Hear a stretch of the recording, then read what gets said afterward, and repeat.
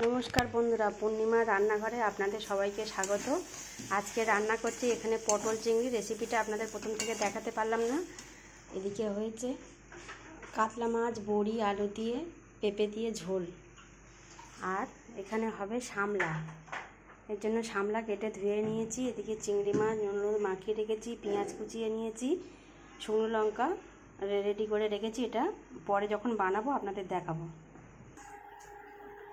কড়াইতে তেল দিয়ে দিয়েছি, তেল গরম হয়ে গেছে। এবারে এতে কালো জিরে আর শুকনো লঙ্কা ফোড়ন দিলাম। এটাকে একটু নাড়াচাড়া করে এতে এবারে পেঁয়াজগুলো দিয়ে দিলাম। এটাকে একটু নাড়াচাড়া করে এতে এবার চিংড়ি মাছটাকে দিয়ে দেবো।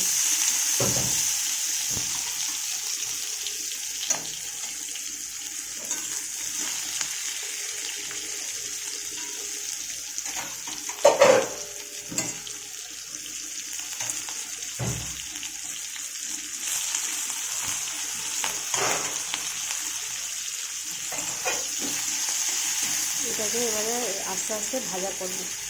এটা বেশ ভাজা ভাজা হয়ে এসেছে। এবারে এতে হলুদ গুঁড়োটা দিয়ে দেবো, পরিমাণ মতন হলুদ গুঁড়ো দিয়ে দিলাম। তারপরে পরিমাণ মতো লবণও দিয়ে দিলাম।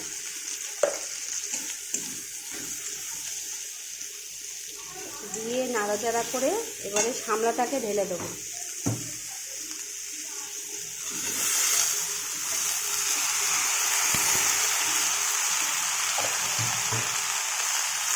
দিয়ে নাড়াচাড়া করে এটাকে এবার চাপা দিয়ে দেবো। এটা নাড়াচাড়া করে এতে এবারে জিরের গুঁড়োটা দিয়ে দিই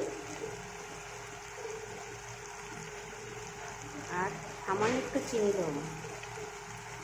এটা দিতেও পারেন, না দিতে পারেন, দিলে টেস্টটা বেশি ভালো হয়। শামলা চিংড়ি প্রায় হয়ে এসেছে। এবার এটাকে নামাবো। রসটাও মরে এসেছে, এবারে নামিয়ে নেব।